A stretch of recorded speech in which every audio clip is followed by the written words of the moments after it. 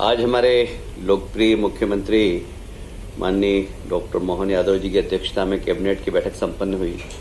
Cabinet की बैठक की शुरुआत हो उसके पहले माननीय मुख्यमंत्री जी ने मध्य प्रदेश की वित्तीय स्थिति के बारे में बताया कि हमारे पास वित्तीय स्थिति बहुत अच्छी है हमारी, और सभी माननीय मंत्रियों से उन्होंने निवेदन किया कि अपने अपने विभाग की समीक्षा करें और वे सब कार्य जो बजटेड हैं उसमें पैसे की कमी नहीं है, सब समय सीमा के अंदर काम पूरा हो, इसके लिए अपने अपने विभाग की जितने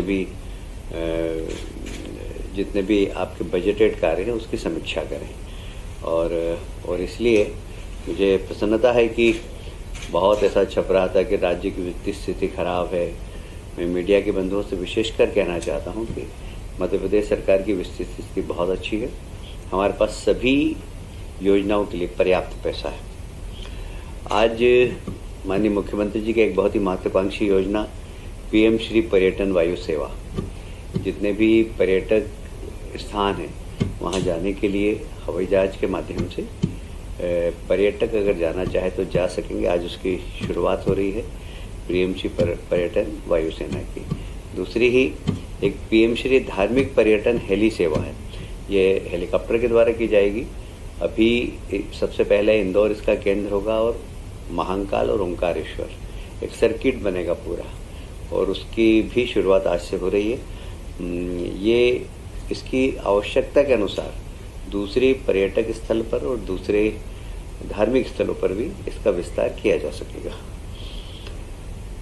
आज माननीय मुख्यमंत्री जी ने मंत्रिमंडल की एक समिति बनाई है जो हमारे अनुसूचित जाति और जनजाति की हॉस्टल्स हैं उनका स्तर ठीक हो और वहाँ पर ठीक गतिविधियाँ चले और वहाँ के विद्यार्थी जो रहने वाले उनको किसी भी प्रकार की असुविधा नहीं हो, उसको ध्यान में रखते हुए एक 3 सदस्यीय कमेटी बनी है।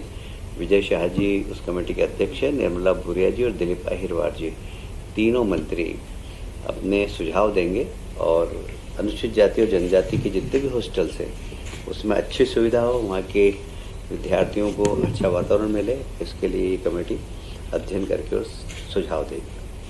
आप सभी जानते हैं पिछले दिनों अयोध्या में राम लला की प्राण प्रतिष्ठा हुई, तब से अयोध्या का पर्यटन कई गुना 100 गुना लगभग बढ़ गया है। अब चित्रकूट भी लोग आना चाहते हैं और चित्रकूट का आधा हिस्सा उत्तर प्रदेश में, उत्तर प्रदेश ने भी काम प्रारंभ चालू कर दिया और उन्होंने भी अपना एक प्राधिकरण बनाया है। आज की कैबिनेट में चित्रकूट नगर में एक विकास प्राधिकरण बनाने की घोषणा की है। उसमें पदों का सृजन किया जाएगा और प्रथम 20 करोड़ रुपए उनको कार्य संचालन हेतु दिए जाएंगे। जिला कलेक्टर को निर्देश दिए गए हैं कि उन्हें भवन उपलब्ध कराएं और चित्रकूट का विकास भी बहुत अच्छा हो, ये माननीय मुख्यमंत्री जी की इच्छा है। तो इसलिए इस प्राधिकरण के माध्यम से, क्योंकि वहाँ पर जो चित्रकूट का एरिया है उसमें नगरीय क्षेत्र भी है, ग्रामीण क्षेत्र भी है और अन्य विभाग भी है, उन सब के तालमेल के लिए बहुत ज़रूरी है कि एक प्राधिकरण बनाया जाए। तो ये प्राधिकरण बनाने के आज मंत्रिमंडल में निर्णय लिया गया है। मुरैना जिले में एक बहुत लंबे समय से अम्बा पीनट मार्ग पर एक उच्च स्तरीय पुल लंबित था। वह लंबित इसलिए हो रहा था कि वहाँ कौन सी योजना थी वो? नहीं, रिवाइज एस्टीमेट थे, पर लंबित क्यों हो रहा था वो? उसका कारण था वहाँ पर कौन सी योजना है वो?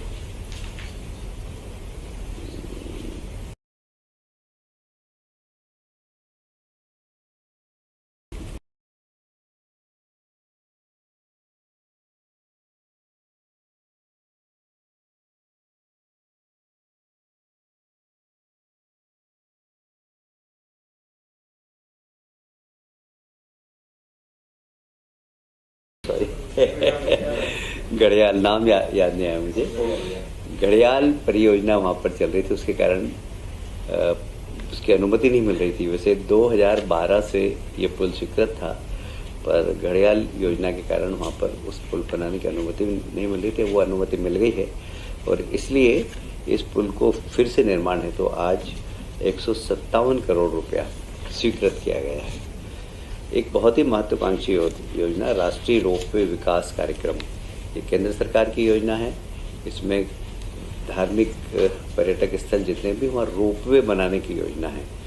ये योजना में राज्य सरकार और केंद्र सरकार दोनों के सहयोग से, वैसे तो ये योजना बीओटी प्रोसेस से होगी, पर इसमें रोड बनाना, उसमें वहाँ पर अन्य सुविधाएं उपलब्ध कराना ये राज्य शासन की जवाबदारी है। और इसलिए ये रोपवे का मध्य प्रदेश में 3-4 स्थान हमने अभी चिन्हित किए हैं, जैसे railway station Mahakal, railway station से महाकाल मंदिर उज्जैन, ये एक बहुत ही रोपवे, ये बहुत महत्वपूर्ण, अभी सिंहस्थ को ध्यान में रखते हुए इस पर जल्दी से काम किया जाएगा। उसी प्रकार टिक्टोरिया माता मंदिर सागर से फनीकुलर, एम्पायर स्टेडियम से गुरुद्वारा वाया रामपुर चौक एवेन्यू मालिया जबलपुर में इसकी योजना है। ऐसे ही सिविक सेंटर बलदेव बाग वाया मालवी चौक लाडौन बफौरा जबलपुर में, ये भी रोपवे के लिए अभी चिन्हित किया गया है। माननीय गडकरी जी जब जबलपुर आए थे उन्होंने इस रोपवे की घोषणा भी की थी और इस पे आज कैबिनेट ने अपनी स्वीकृति प्रदान की।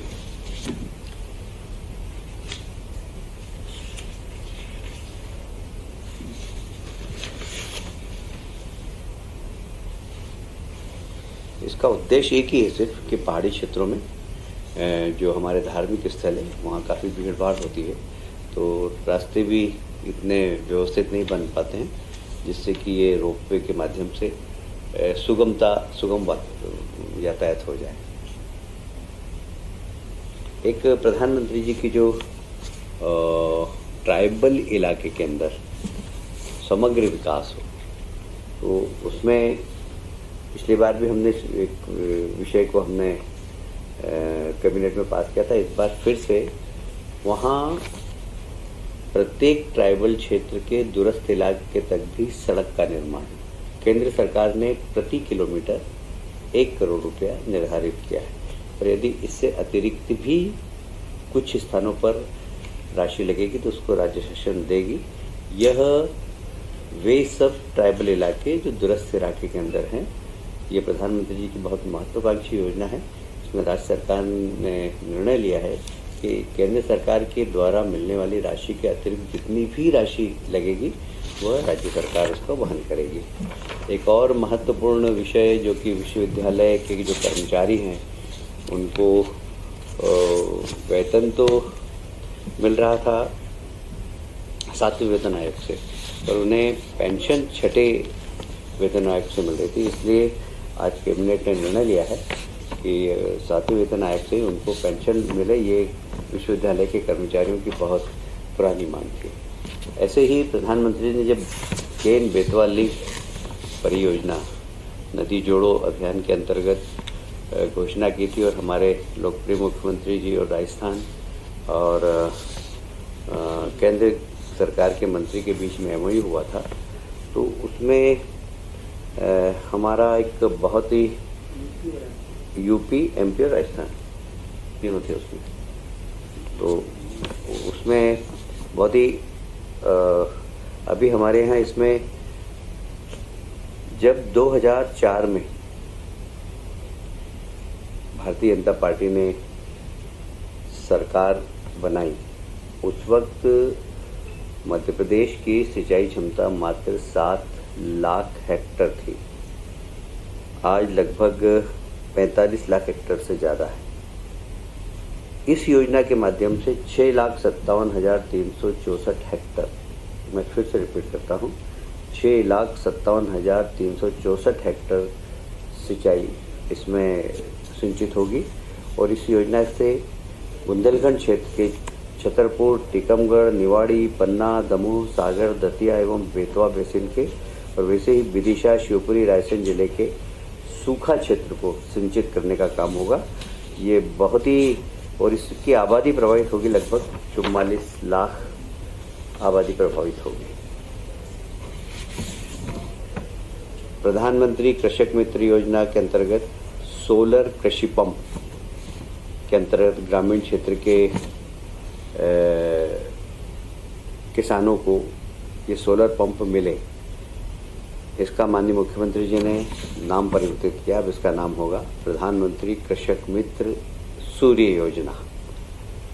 इस योजना के अंतर्गत दूरस्थ स्थानों पर जहां हमारे किसान रहते हैं उन्हें सोलर पंप के माध्यम से बिजली उपलब्ध कराना, ये उसका उद्देश्य है। हम 100% किसानों के खेतों तक कैसे बिजली पहुंचा सकें, या तो हमारे हाइड्रो पावर की बिजली, और यदि कोई दूरस्थ स्थानों पर इंफ्रास्ट्रक्चर ज़्यादा लग रहा है तो वहाँ सोलर के माध्यम से उनके खेतों पर बिजली पहुँचाएँगे। आज की कैबिनेट के निर्णय की यही निर्णय थे जो मैंने आपको सुना है। विश्वविद्यालय आज